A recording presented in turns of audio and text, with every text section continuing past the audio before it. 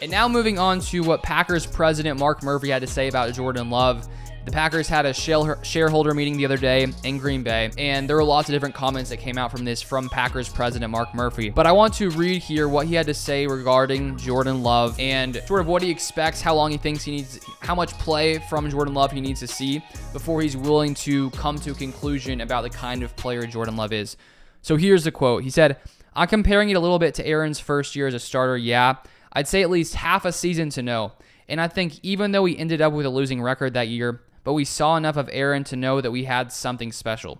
So Mark Murphy basically coming out and saying it should probably take him about half a season to know what he has in Jordan Love. And obviously, all of us trying to figure out how good Jordan Love is going to be, it's hard to know when you haven't seen him play consistently in live games. We saw him versus the Eagles last year. It looked pretty solid in a minimum amount of snaps. Struggled a little bit versus the Chiefs 2 years back. But now he's had 3 whole seasons behind Aaron Rodgers. And now going into this year, he's had the entire offseason to prepare, the entire offseason to know that he is the guy going into 2023. And if you are Mark Murphy, he comparing it to Rodgers and Rodgers' first year in 2008, the Packers were clearly sold on Rodgers about halfway through the season. Because if we looked back to Rodgers' first year in 2008, the Packers gave him a long-term extension in November of 2008, giving him a 6-year, $63.52 million contract, which shows just how much the quarterback pay and NFL pay in general has just increased rapidly over the past 15 or so years. But that made him the 4th highest QB behind Peyton Manning, Ben Roethlisberger, and Carson Palmer. So within a few months, the Packers were willing to say, okay, we're going to pay you as one of the best quarterbacks in the league. So clearly the best case scenario for the Packers in 2023 with Jordan Love is to have a similar situation with Aaron Rodgers. The thing is, he's Aaron Rodgers, one of the best of all time, the best, I think the most talented quarterback of all time when it comes to just overall ability, overall efficiency. And so to compare Love to Rodgers in his first season, it's not super fair, but at the same time, it makes sense looking at what Rodgers did. And Mark Murphy is saying, okay, we sort of knew within a few months with Rodgers, we should have an idea of what Jordan Love is a few months in. And that's really the question for the Packers, is how long are they going to give Jordan Love to see if he is the guy? Because while they didn't exercise Jordan Love's 5th-year option this offseason, they did give him something that was sort of similar to a 5th-year option. It was a little bit less guaranteed money, around $15 million guaranteed over 2023 and 2024. But he also can potentially make more, up to $25 million based on certain incentives. And because of that, the Packers, if he were to struggle a ton this season, don't have too much money tied up in 2023. But I think that the Packers, if they're smart, unless he's absolutely terrible, unless he comes in and it's clear to you, me, every single fan in the NFL that he's just not the guy. If he's that bad, then I think you maybe move on after one season. The Packers do have 2 first-round picks in 2024 as long as Aaron Rodgers on the Jets stays healthy and plays 65% of his snaps, which he should.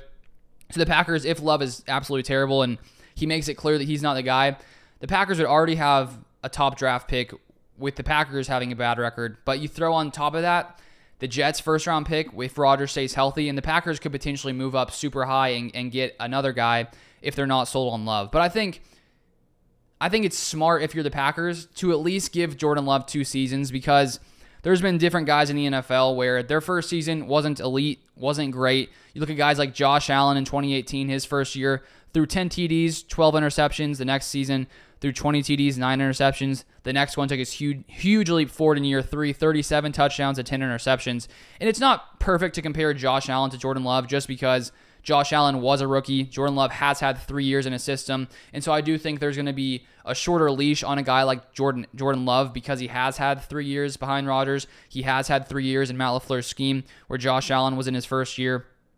And so you also look at a guy like Brett Favre, who in his first season, he looked pretty solid, 33 touchdowns, 14 picks. But his second season, 19 touchdowns, 24 picks, a terrible year too. But then his third season came back, played pretty good, 18 touchdowns, 13 interceptions. And so you can't judge a guy just off one season, which is why I think while we will have an idea of what Jordan Love can be, I don't think it's a wise move just to move off of him if he has an average season or a below average season in 2023, because not only could he take another leap forward having an entire 17 games under his belt, but also too, the fact that the Packers have so many young players, so many young receivers, Christian Watson and Romeo Doubs, who are coming into year 2, being the most experienced Packers receivers on this roster.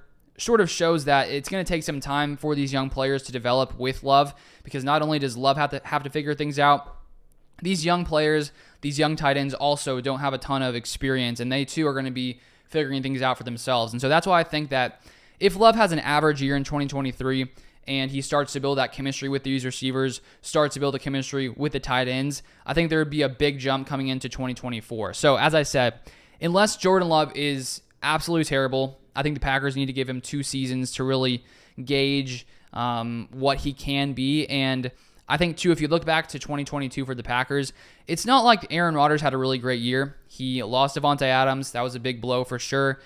He had a fractured thumb, which hurt him, I think, during the season.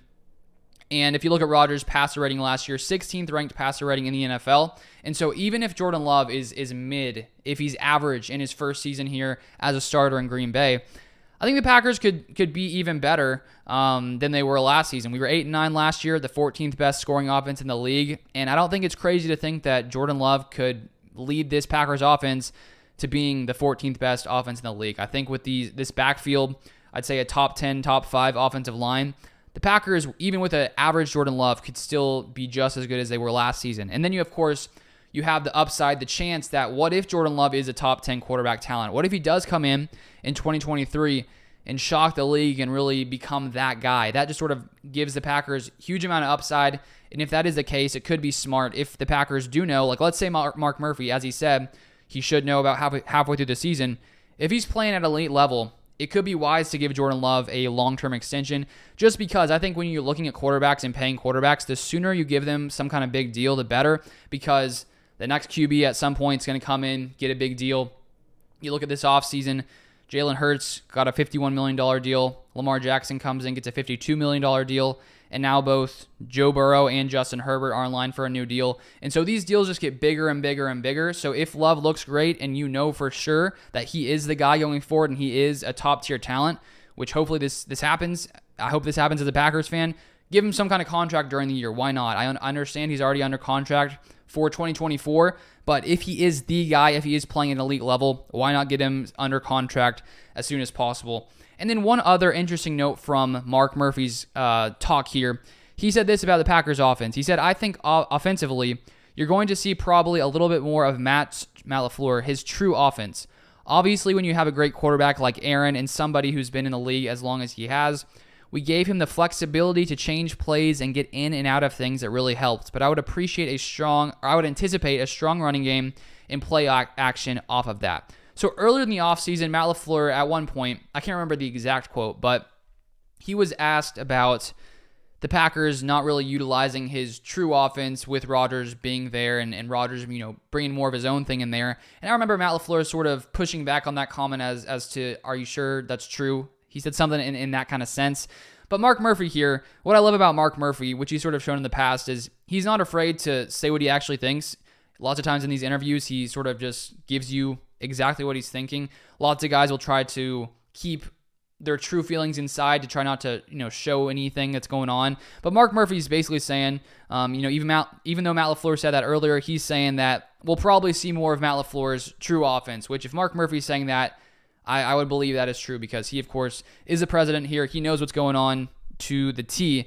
And so I am curious to see what will this offense look like without Aaron Rodgers, because when you have a guy like an Aaron Rodgers, similar to guys like Tom Brady, Peyton Manning, these guys who can look at a defense at the line, get their offense into perfect situations, perfect plays, that, of course, is a massive benefit if you have a quarterback who has that experience, who understands things like that. But when you do have a young guy like Jordan Love, he is probably going to do less of that, with Matt LaFleur likely wanting to see him run his kind of offense. So I am curious to see how this offense does look with Jordan Love back here, who will probably, as Mark Murphy said, run Matt LaFleur's offense sort of more in its true sense. And what does that look like?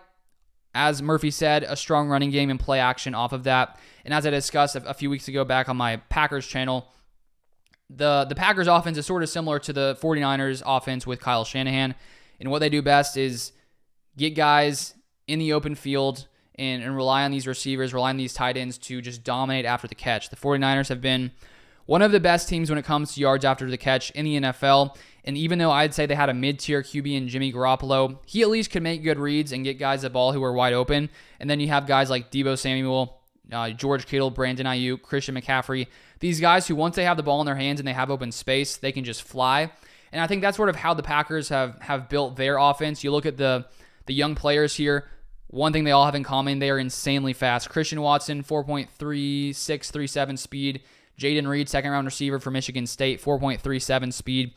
Luke Musgrave, tight end, second-rounder, also incredible speed for a tight end. So this Packers offense is built with incredible speed. So to see what this offense looks like with Jordan Love running it, to see how they operate the running game with the play-action pass and getting guys in open space, I'm super pumped to see just how explosive this offense can be, because if Jordan Love can even just be average, I think that this can be one of the more explosive offenses in the NFL. So going to be fun to watch, going to be fun to see just what Jordan Love does in 2023.